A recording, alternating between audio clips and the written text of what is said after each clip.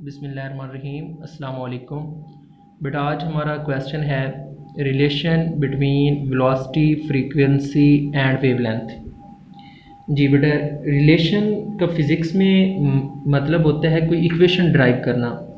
जिस इक्वेशन के में अगर वेलोसिटी, फ्रीक्वेंसी और वेवलेंथ के दरमियान करना है तो मतलब उस इक्वेशन में तीनों फैक्टर्स आ रहे हों। मतलब रिलेशन का फिज़िक्स में वर्ड मतलब ये होता है कि एक ऐसी इक्वेशन ड्राइव करना जिसमें वो फैक्टर्स अगर 2 के दरमियान है, 3 के दरमियान है, 4 के दरमियान है, तो वो सारे फैक्टर्स जो हैं मेजरेबल फैक्टर्स वो उस इक्वेशन के अंदर मौजूद हों।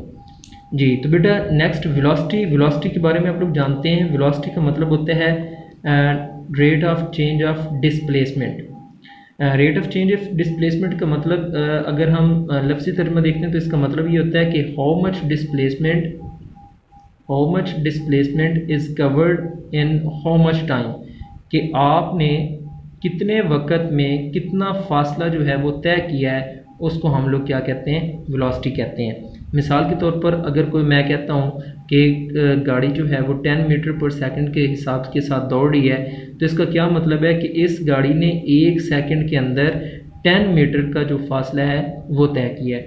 जी बेटा, फ्रीक्वेंसी हम लोग कहते हैं किस चीज़ को, कि आपने 1 सेकंड के अंदर कितनी वाइब्रेशंस मुकम्मल की हैं। क्या 1 सेकंड में आपने कितनी वाइब्रेशंस मुकम्मल की हैं।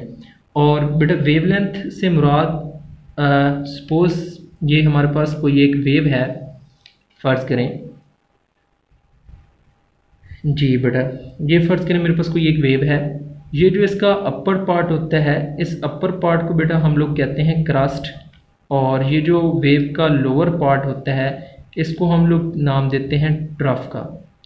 इस क्रस्ट और ट्रफ के दरमियानी जो फासला है इसको हम लोग बेटा नाम देते हैं वेवलेंथ का।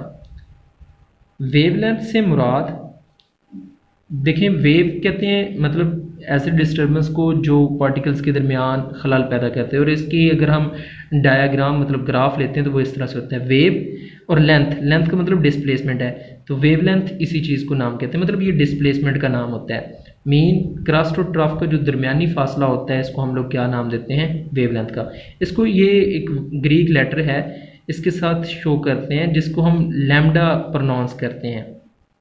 जी तो आज का हमारा क्वेश्चन ये है कि हमने एक ऐसा मैथमेटिकल एक्सप्रेशन ड्राइव करना है जिसके में वेलोसिटी भी आ रही हो, फ्रीक्वेंसी भी आ रही हो और वेवलेंथ भी आ रही हो। जी बेटा, तो फ्रीक्वेंसी का मतलब जैसे कि मैंने आपको बताया 1 सेकंड के अंदर एक वाइब्रेशन है। तो आप लोग मैथमेटिकली अगर फ्रीक्वेंसी को लिखना चाहते हैं तो इसको लिख सकते हैं F is equal to 1/t। अगर यूनिट की बात करें तो इसका यूनिट 1/सेकंड होते हैं जो कि इक्वल होता है हर्ट्ज़ के। ठीक है जी बेटा, अब फ़र्ज़ करते हैं कि हमारे पास एक वेव है जिसकी वेलोसिटी किसी भी वक्त अगर हम लेना चाहें तो उसकी वेलोसिटी होगी v is equal to d/t। d से मुराद यहाँ पर डिस्प्लेसमेंट है, लेकिन आपके पास ये डिस्टेंस है, लेकिन यहाँ पर हम बात कर रहे हैं वेव की। तो वेव के अंदर यही डिस्टेंस या डिस्प्लेसमेंट को हम लोग शो करते हैं किसके साथ, लैम्डा के साथ, जिसे आप लोग जानते हैं हम लोग क्या कहते हैं, वेव लेंथ कहते हैं। तो फिर इस इक्वेशन को हम कुछ इस तरह से लिख सकते हैं कि v is equal to λ/t। अगर हम इस इक्वेशन को कुछ यूँ लिखना चाहें तो लिख सकते हैं v is equal to λ/1/t। अगर फ़र्ज़ करें वो जो वेव है, फ़र्ज़ करें वो हमारे पास उसका जो t है वो टाइम पीरियड की इक्वल है, मतलब t कैपिटल T की इक्वल है, तो फिर इस इक्वेशन को आप लोग लिख सकते हैं v is equal to 1/T into lambda. बेटा फ्रीक्वेंसी की डेफिनेशन से आप लोग जानते हैं कि टाइम पीरियड को जो इन्वर्स है ये फ्रीक्वेंसी होती है और ये 1/T की इक्वल होती है। तो इसको आप लोग लिख सकते हैं इसकी जगह पे frequency and lambda, v is equal to f lambda.